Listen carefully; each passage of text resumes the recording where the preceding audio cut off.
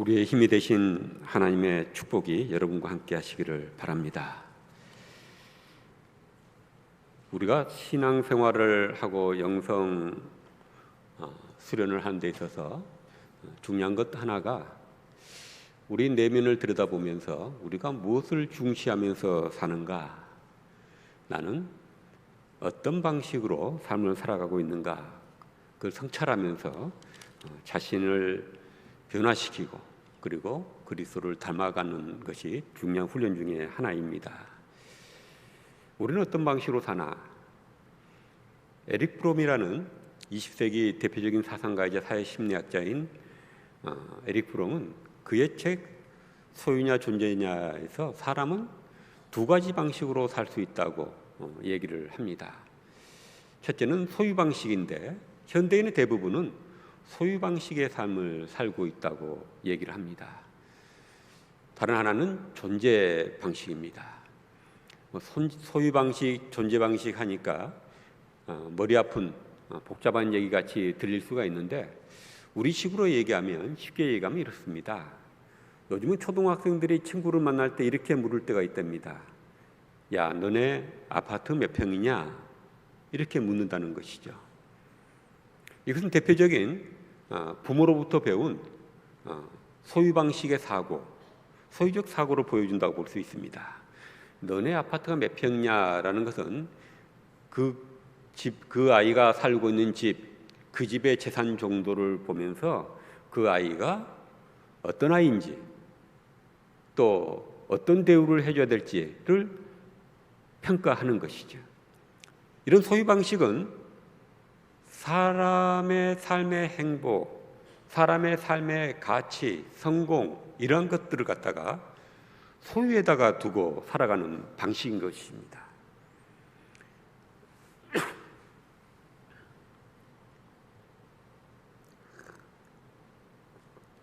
죄송합니다. 그래서 이런 사람들은 자기의 가치를 증명하기 위해서 계속 뭘 소유하려고 드는 것이죠. 소유로부터 행복을 찾고, 소유로부터 삶의 의미를 찾고, 또 성공을 찾는 것입니다. 이런 사람들은 공부를 하고 지식을 쌓는 것도 뭘 암기하고 뭘 많이 아는 것을 목표로 하는 경우가 많다고 합니다. 반대로 존재 방식은 어떤 사물을 이해하고 더 깊이 이해하고 그걸 통해서 내적으로 더 성장하고 그런 것에 목표를 준다면, 소유 방식의 삶은 그렇지 않고 뭘 많이 지적인 것 소유하려고 하는 욕구를 드러낸다는 것이죠. 인간관계도 소유 관계에 있어서는 존재 방식은 그 사람의 존재를 인정하고 그 사람을 더욱 알아가고 그리고 인격적인 관계를 맺고 그리고 서로 친밀한 관계를 통해서 성장하고 인생의 행복을 얻는다 그러면, 소유 방식은 상대방과의 관계도 하나의 소유 관계로 생각하는 거죠. 이 사람을 알므로써 내가 사회적인 네트워크가 더 넓어지고 그리고 내 성공하는 데 도움이 되고 내게 뭔가 편리한 이익을 제공하는 도구로 생각하는 그런 관계를 맺게 돼서 인간관계도 비인격적이 되기가 쉽다는 것입니다. 그래서 에릭 프롬은 소유 방식은 결국은 자아를 실현하는 것이 아니라 자아를 상실하게 하게 하고 자기를 잃게 만들고 또 산업적으로는 너무 소비 중심의 삶을 살기 때문에, 물질적으로 살아가기 때문에 자연 생태계를 파괴하는 그런 부정적인 요소가 너무 많다는 것입니다. 그래서 존재 방식으로 살아라 이렇게 얘기를 하고 있습니다.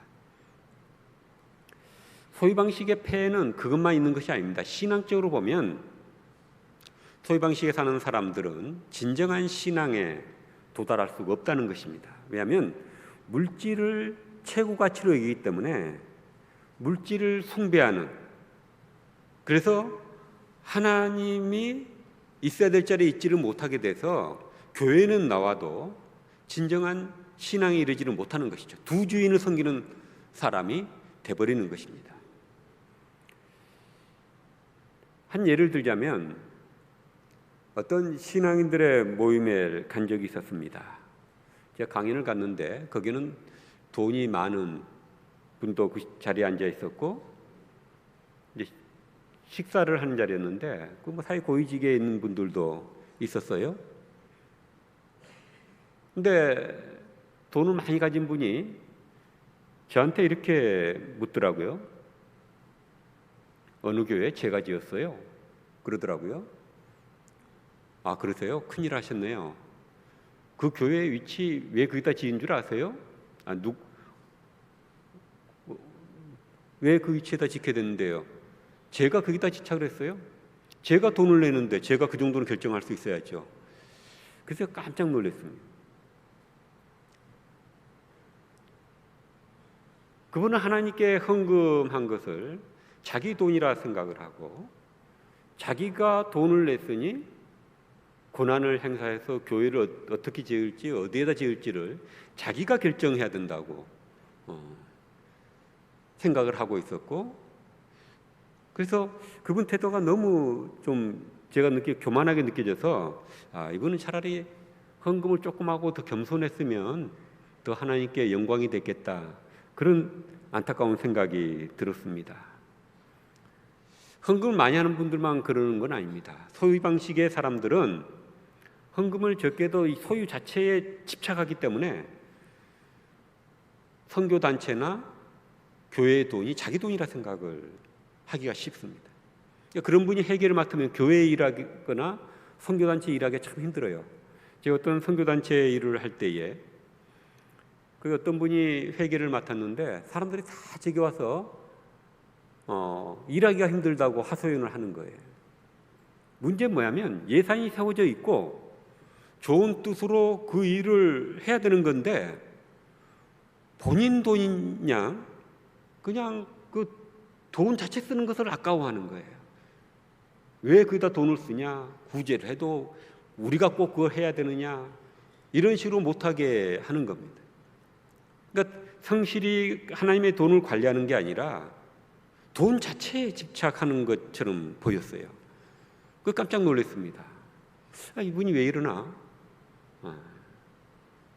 나중에 회계가 바뀌니까 너무 분위기가 좋아지고 그 단체가 활발해지는 것을 볼 수가 있었습니다.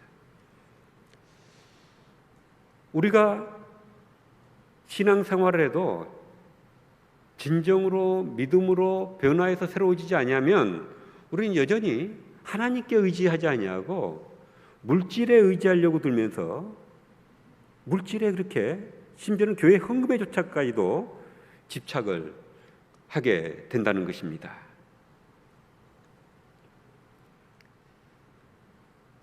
그래서 에릭 프롬은 존재 방식의 삶으로 나아가야 된다, 이렇게 얘기를 했습니다. 존재 방식의 삶은 뭐냐? 아까 어린아이 예를 들었으니까 그 어린아이, 다른 아이가 이렇게 자기 친구한테 말할 수도 있을 겁니다. 야, 너네 집 어디야? 야, 너네 집 어디야? 이것은 뭘 물은 것 같습니까? 그 친구가 좋아서 그 친구가 어디에 사는지 알고 싶고 그 친구 집에 놀러 가고 싶고, 그래서 그 친구를 친구로 인정하고 그 친구를 알고 싶은 욕구에서 하는 질문이죠. 너네 집 어디야? 존재적인 삶의 방식은 모든 존재를 하나하나를 소중히 여기고 서로 알아가고 인격적인 관계를 맺고, 그리고 아까 말씀드린 것처럼 서로 친밀한 관계 속에 서로 행복하게 살아가는 것입니다. 그리고 서로 같이 도움을 주고받고 알아가면서 성장해 가는 것이죠. 에릭 프롬은 그런 예를 또 그 책에 들고 있습니다. 읽은 지 좀 오래됐습니다만은 꽃에 대한 예가 있었던 것 같아요. 소유적인 방식의 사람은 예쁜 꽃이 있으면 그걸 꺾어서 자기 집으로 가져간다는 것입니다. 소유하려 드는 거죠. 존재적인 방식으로 사는 사람들은 그 꽃을 있는 그대로를 보고, 그리고 아름답다, 경탄하고 그걸 소중히 그대로 두는 것이죠.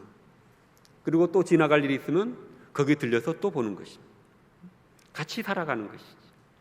그 꽃을 이런 꽃도 있구나, 예쁘구나, 이건 언제 피는 꽃이구나 하면서 알아가고 자기가 같이 성장해 가는, 세상에 이렇게 아름다운 것들이 있구나 하고 성장해 가는 것입니다. 성경의 하나님은 그런 존재 방식의 삶을 우리에게 보여줍니다. 하나님의 창조 이야기를 보면 식물들을 각각 종류대로 창조하셨다 그래요.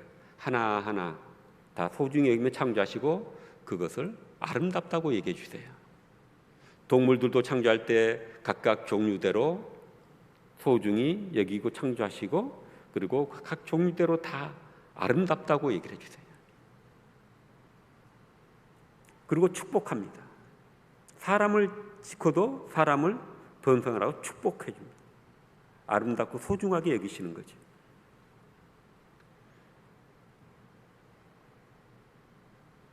그래서 에르 프롬은 존재 방식으로 가야 된다 그러는데, 에르 프롬은 그의 책 제목을 To Have와 To Be라고 했죠. 그래서 우리는 그 번역을 소유냐 존재냐 그렇게 번역을 한국말로는 번역이 되어 있습니다. 근데 저는 설교 제목을 소유에서 믿음으로 이렇게 얘기했습니다. 왜냐하면 에르 프롬이 날카롭게 우리 인간의 삶의 방식과 사회 구조를 잘 분석은 했지만 그 근원적인 설명을 못하고 있지 않나 그런 생각이 들었습니다. 왜 인간이 그처럼 소유에 집착하게 되었을까? 존재 방식으로 왜 살지를 못하게 되었을까? 존재 방식으로 가야 된다는데 왜 그런 말을 듣고 사람들은 존재 방식으로 안 사는 걸까? 그것은 성경이 가르쳐주고 있기 때문에, 믿음의 눈을 가질 때 왜 사람이 그렇게 소유에 집착하게 됐고 우리가 존재 방식으로 살아가려면 어떻게 해야지 갈 수 있는지를 성경의 믿음이 말해주고 있기 때문에 제가 소유에서 믿음으로라고 얘기를 하고 있는 것입니다. 성경의 인물 중에 오늘 여러분들이 읽어드린 야곱은 야복강 나루 분이엘 사건이 있기 이전에는 철저하게 전형적인 소유 방식의 삶을 살았던 사람입니다. 야곱은 태어날 때부터 자기가 먼저 태어나겠다고 형의 발 뒤꿈치를 움켜쥐고 태어났어요. 발꿈치를, 야곱이라 이러면 발 뒤꿈치를 잡는 자란 뜻이 거기에 들어있습니다. 태어나서도 어떻습니까? 기회가 되면 움켜잡고 소유하려 들어요. 형이 배가 고팠을 때, 자기가 쓰고 있는 죽을 달라 했을 때 그걸 기회로 삼아서 그 죽 좀 다오, 장자권 주면 줄게. 야, 이 배고파 죽겠는데 장자권이 뭔 상관이야? 죽 줘, 너 해. 예서는 좀 마초 타입이었고 좀 덜렁댔습니다. 야곱은 굉장히 수지 맞은, 엄청난 수지 맞는 거래를 해내고만 움켜잡는 거지. 아버지가 눈이 어두워서 보지 못한 그것을 이용해서 아들이 장자가 받아야 될 축복권을 움켜잡아서 또 자기 걸로 만듭니다. 소유 방식의 사람들이 사는 곳은 늘 갈등과 경쟁과 갈등이 있고 싸움이 있죠. 에서가 야곱을 죽여버리겠다 그러니까 어머니가 자기 친정으로 보냅니다. 여갓집에 가서도 야곱이 하는 건 뭐예요? 갔더니 예쁜 얘가 있는 거예요. 저걸 가져야 되겠다. 내 아내로 가져야 되겠다. 라헬. 라헬을 좋아하는 것 같으니까 이 예삼촌도 대단해요. 라헬을 남 주는 것보다 너에게 주는 게 낫겠다. 그러니 내게 7년을 머슴살이해라. 결혼 지참금이죠. 친족이니까 너에게 주겠다 해놓고는 머슴살이를 7년을 요구하는 거죠. 근데 야곱은 가지는 것에 집착이 크잖아요. 7년을 하루같이 일합니다. 이 삼촌은 한수 더 떠요. 당시 전기도 없고 밤은 칠흑같이 어두웠습니다. 신방에 누가 들어오는지도 모르죠. 아침 일어나 보니까 라헬이 아니라 레아인 거예요. 삼촌한테 항의하니까 그때 그런 관습이 없다는데 삼촌이 둘러치는 거죠. 우리 동네에서는 동생이 먼저 결혼하는 법이 없어. 레아하고 신방 7일 치러라. 그러고 나면 라헬도 줄게. 다시 그리고 7년을 살아라. 머슴살이도 7년을 요구하는 거예요. 이 야곱의 집념 보십시오. 가져야 될 것은, 가지고 싶은 것은 가져야 되는 거예요.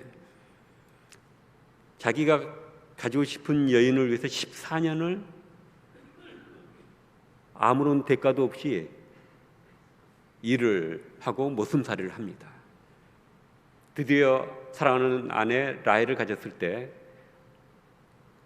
부모님 댁으로 돌아가겠다 하니까 이 라반이 또 욕심이 생기는 거예요. 야곱 때문에 돈을 많이 벌었거든요. 재산을 많이 불려줬거든요.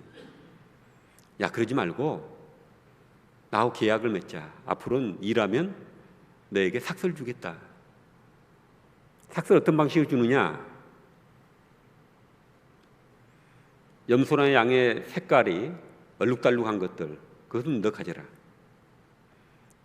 아니, 야곱이 그걸 갖겠다 했죠. 그건 몇 마리 안 태어나니까 야반이 이익이 될 것 같거든요. 그 얼룩달룩한 것은 몇 마리 안 태어나니까. 근데 야곱이 또 머리를 씁니다. 집요하게 얼룩달룩하게 생겨나는 것들이 나오는 방법을 알아내고, 그리고 특히 튼튼한 녀석들이 교미를 할 때 그것이 얼룩달룩한 염소나 양을 낳도록 수단 방법을 가리지 않고 해서 자기 재산을 엄청 불려냅니다. 욕심 많은 라반과 외사촌들이 저놈이 우리 재산 다 먹는다 하면서 낯빛이 변하고 가만히 있을 것 같지 않으니까 자기의 처자와 지금까지 모은 가축들을 다 데리고 야반 도주를 해버립니다.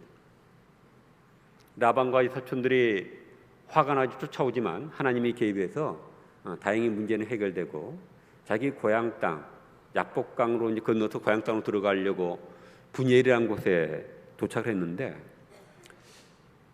앞길을 보니까 에서가 들어온 거예요. 보복이나 하지 않을까. 자기를 죽이려고 해서 자기 피해 갔었는데 그래서 먼저 사신을 보냅니다.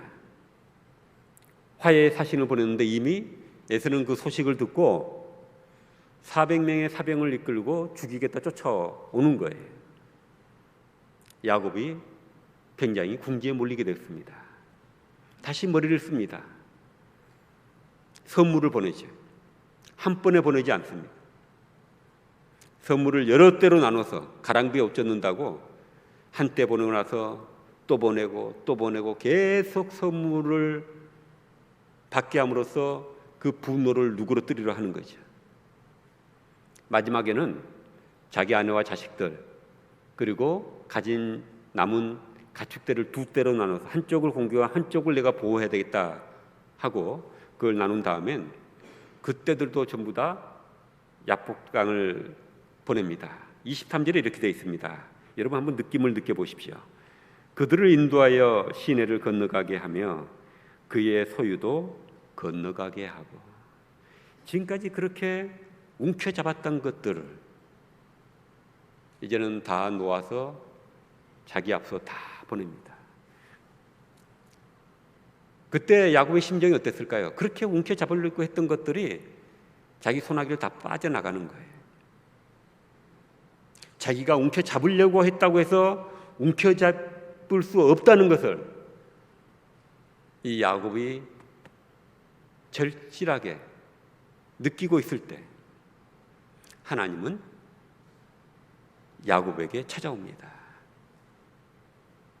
자기가 노력한 것이 다 사라져버릴 때 그 허망한 자리에 하나님이 오세요.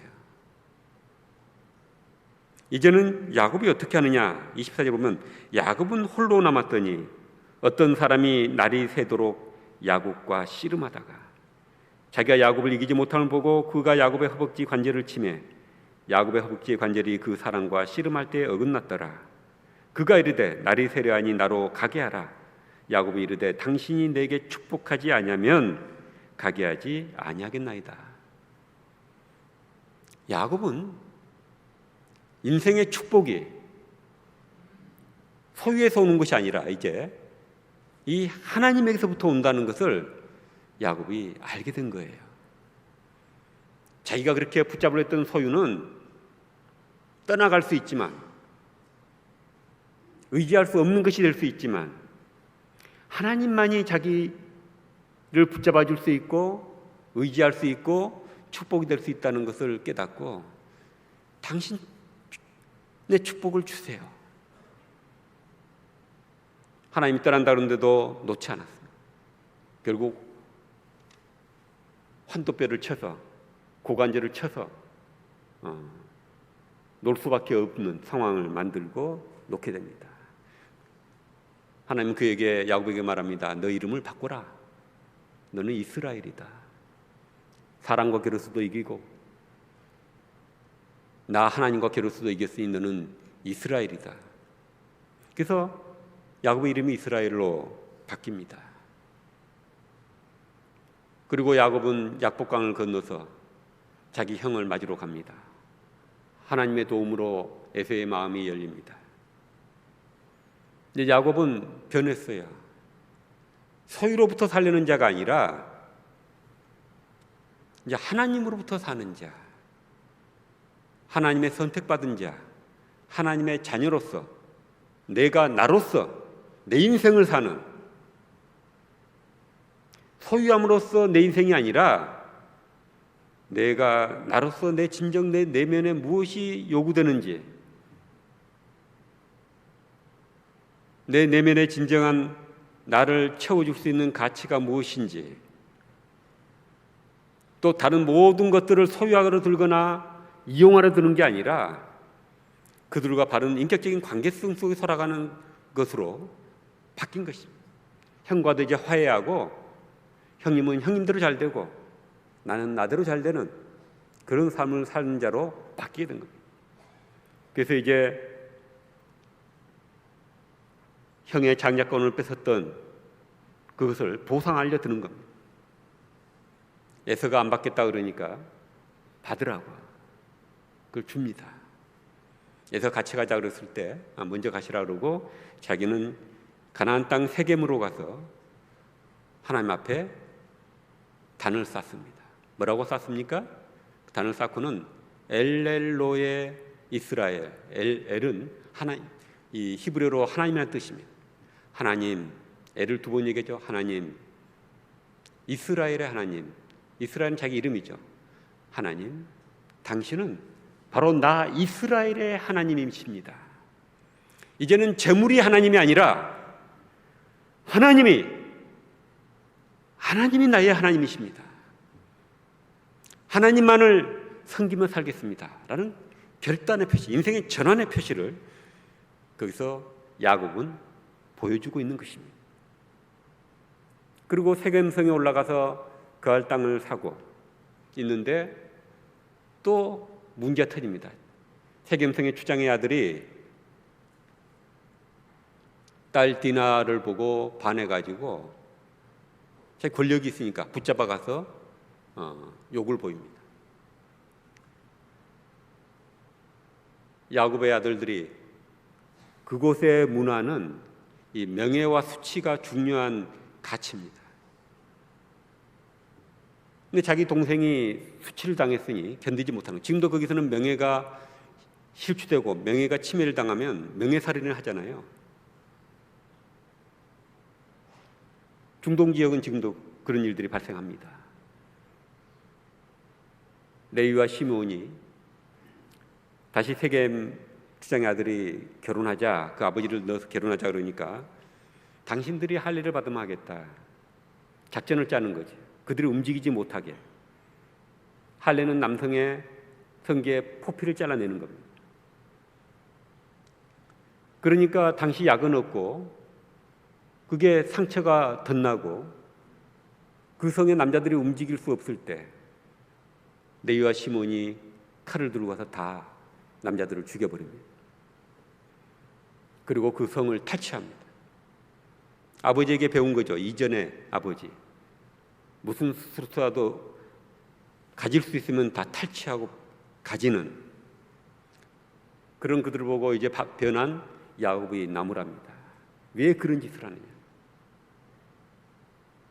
사람들이 나에게 뭐라 그러겠느냐? 예전에는 뭐라 그러는지 상관 않고 탈취하고 어떤 야곱이 이제는 바뀐 겁니다. 그때 하나님이 나타나서 베델로 올라가라. 나를 처음 만났던 베델로 올라가라. 그 베델로 이 야곱이 올라가면서 진짜 하나님만을 믿기로 하고 자기 종들이나 가족들이 가지고 있는 모든 개인적인 우상물들도 다 버리게 하고 땅에 묻어버리고 베델로 올라갑니다. 진정으로 이제 하나님만을 믿기로 하고 가는 것이죠. 자기의 부족이 하나님 믿는 부족으로 다시 세우고 갑니다.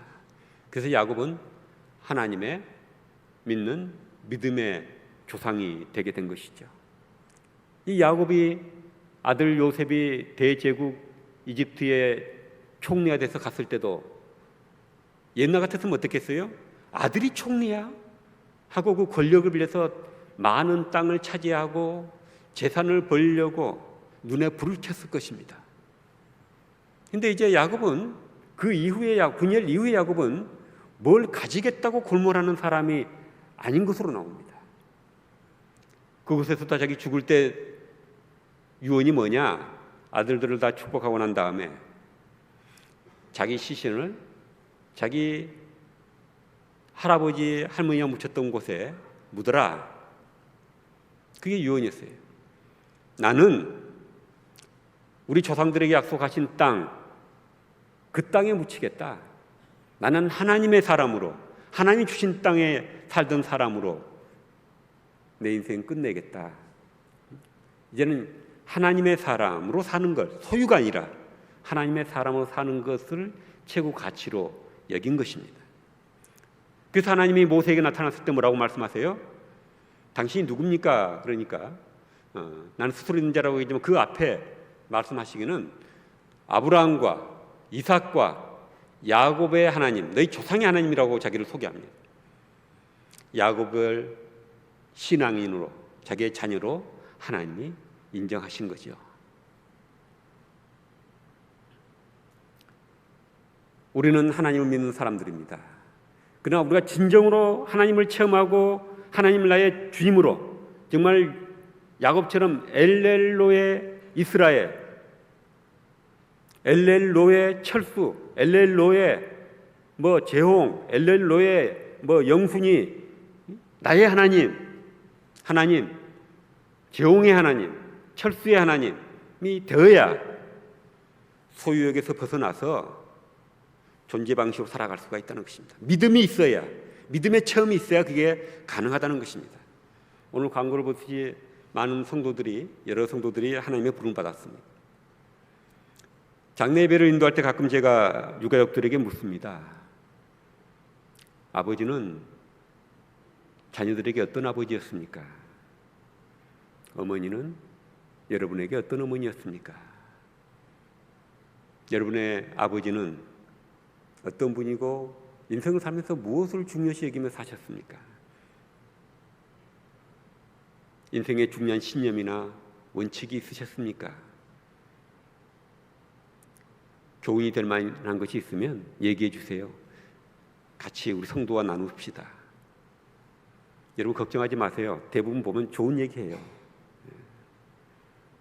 여러분이 세상을 떴을 때 장례를 집례하는 목사님이 여러분의 배우자나 자녀들에게 물었을 때 뭐라고 말해주기를 원합니까?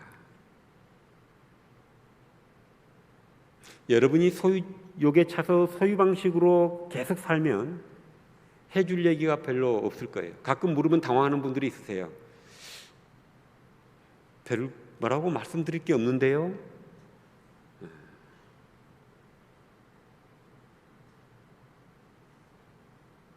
여러분이 하나님을 믿기 때문에 하나님이 여러분의 하나님이 되고 하나님의 자녀로서 여러분이 여러분답게 모든 꽃들이 활짝 피면 이름 모를 꽃도 예쁘듯이 하나님 우리 하나하나를 다 소중하게 창조하시고 종류대로 창조하시고 우리를 축복하셨기 때문에 우리 모두 하나하나는 우리 있는 모습 그대로 활짝 피우는 삶을 살면 아름답습니다.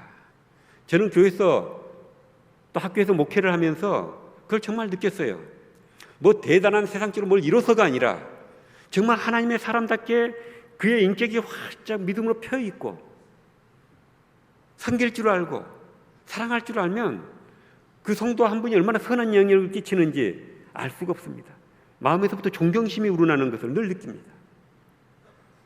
사지로 지위가 높아서 가진 것이 많아서가 아니라 진정으로 그리스도 변호해서 그리스도의 향기가 나고 하나님이 주신 그들의 자신의 인격을 활짝 피우고 자신의 달란트대로 잘 섬기고 사는 분들은 아름다워요.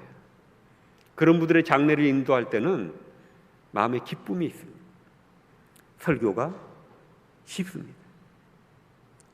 저 여러분 모두가 참으로 우리가 하나님의 자녀가 되므로 우리가 야곱처럼 변해서 우리 한 사람으로서 존엄성을 남기고 그리움을 남기고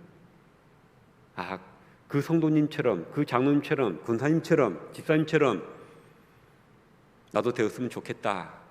그런 선한 영역을 남기고 우리가 떠날 수 있기를 바랍니다.